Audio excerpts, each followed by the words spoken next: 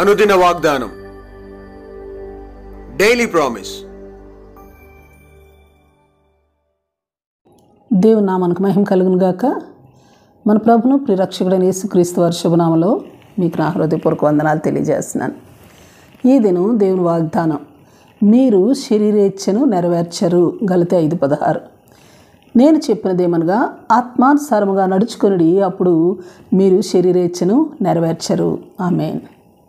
18వ వచనం, మీరు ఆత్మచేత నడిపించబడిన ఎడల ధర్మశాస్త్రములకు లోనైన వారు కారు.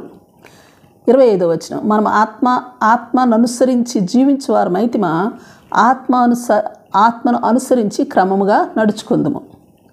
రోమ 8:5, ఆత్మానుసారులు ఆత్మ విషయముల మీద మనస్సు ఉంచుదురు. 6వ వచనం, ఆత్మానుసారమైన మనస్సు జీవమును సమాధానమునై ఉన్నది. 13వ వచనం, ఆత్మ చేత శరీర క్రియలను చంపిన ఎడల జీవించెదరు. 14వ వచనం, దేవుని ఆత్మ చేత నడిపింపబడిన వారందరూ దేవుని కుమారులై ఉందురు. 11వ వచనం, ఆత్మ మీలో నివసించిన ఎడల చావునకు లోనైన శరీరములను కూడా తన ఆత్మ ద్వారా జీవింపచేయును. 9వ వచనం, దేవుని ఆత్మ మీలో నివసించిన ఎడల మీరు ఆత్మ స్వభావం గలవారే గాని శరీర స్వభావం గలవారు కారు. ఎవడైనను క్రీస్తు ఆత్మ లేనివాడైతే వాడు ఆయన వాడు కాడు. గలతీ 5:17, శరీరము ఆత్మకును ఆత్మ శరీరమునకును విరోధముగా అపేక్షించును గనుక 1 పేతురు 3:18, ఆత్మ విషయంలో బ్రతికింపబడి. ఎఫెసీ 5:18, ఆత్మ పూర్ణమై ఉండునట్లయినా. రోమ 1:12, కృపావరములన్నీ ఆత్మ సంబంధమైనవే గనుకను. 1 కొరింథీ 2:13, తగిన సమయంలో తగిన రీతిగా మాటలను ఆత్మ నేర్పును గనుకను. ఆత్మ సంబంధమైన సంగతులతో సరిచూసుకొనవలసి ఉన్నది గనుకను. 15వ వచనం, ఆత్మ సంబంధమైన వాడు అన్నిటినీ వివేచించును గనుకను. అతడు ఎవని చేతను వివేచింపబడడు గనుకను. 2 కొరింథీ 3:17, ప్రభు యొక్క ఆత్మ ఉండిన చోట సంపూర్ణ స్వాతంత్ర్యమును ఉండును. 18వ వచనం, ప్రభు ఆత్మ చేత ఆ పోలికగానే మార్చబడుచున్నాము. ఆమేన్. మరో ప్రాముఖ్యమైన విషయం, అలనాడు ప్రవక్తలు 2వ దినవృత్తాంతాలు 20:14-15 వచనాలు చూస్తే, ప్రవక్తల మీదకి దేవుని ఆత్మ దిగిరాగా అద్భుతమైన రీతిలో భవిష్యత్తుని గురించి ప్రవచించినారు. తద్వారా రాజులు ప్రజలు ధైర్యంతో నింపబడినారు.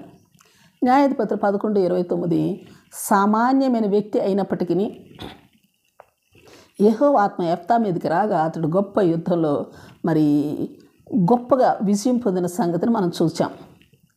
అలాగే నూతన నిబంధనలో కూడా లూకా 4:18-19 వచనాలు, యేసుక్రీస్తు వారి మీదకి ప్రభు ఆత్మ ఉండినందువలన ఏమేమి కార్యాలు చేసినారో, యేసుక్రీస్తు వారి శిష్యుల ద్వారా ఎన్నెన్ని గొప్ప కార్యాలు చేయబడినవో, ప్రస్తుతం మన దినాల్లో ఎన్నెన్ని గొప్ప కార్యాలు పరిశుద్ధాత్ముడు జరిగిస్తూ ఉన్నారో మనం మన కనులతో చూస్తూ ఉన్నాం కదా. అంతేకాదు అపొస్తలుల కార్యం 2:17, ఈ అంచె దినముల యందును మనుషులందరి మీదను తన ఆత్మను కృమ్మరించువాడు మన దేవుడు గనుకను. యెషయా 32:13 వచనం చెప్పబడినట్లుగా పైనుండి మన మీద ఆత్మ కృమ్మరింపబడు వరకు పరిస్థితులు తారుమారుగా ఉండవచ్చు. కానీ అపొస్తలుల కార్యం 1:4-5 వచనాలు 8వ వచనాలు చూస్తే గొప్ప అద్భుతమైన కార్యాలు, శక్తితో కూడిన కార్యాలు జరుగుతూ ఉంటాయి. గనుక శరీరంను ఆస్పదము చేసుకునే పరిస్థితులు ఉండవు. ఆత్మ శరీరం చంపుతుంది, ఆత్మ శరీరాన్ని జయిస్తుంది, ఆత్మ జీవాన్ని ఇస్తుంది, సమాధానాన్ని ఇస్తుంది, వివేచన కలిగిస్తుంది, స్వాతంత్ర్యాన్ని ఇస్తుంది, ధైర్యాన్ని ఇస్తుంది, శక్తిని ఇస్తుంది.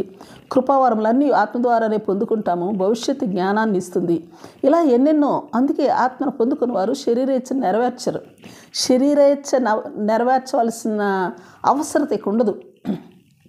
అందుకే ఆ పరిశుద్ధాత్మ ఆ శక్తితో అపేక్షిస్తూ మన శరీరాలను జయించుదుముగాక.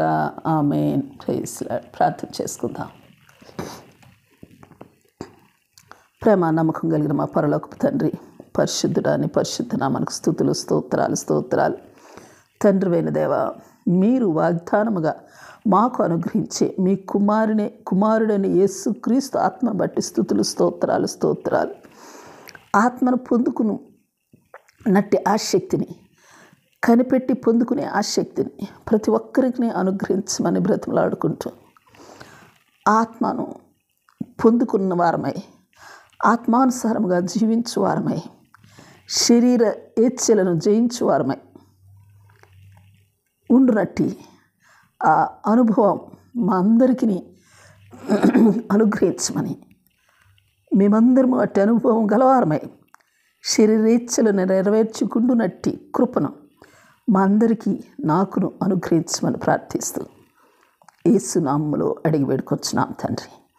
ఆమేన్, ఆమేన్. Praise lord. రేపు మరొక వాగ్దానంతో మనం కలుసుకుందాం. ప్రతిరోజు ఉదయం ఈ కార్యక్రమాన్ని వీక్షించగలరు. తిరిగి మళ్ళా రేపు ఉదయం కలుసుకుందాం.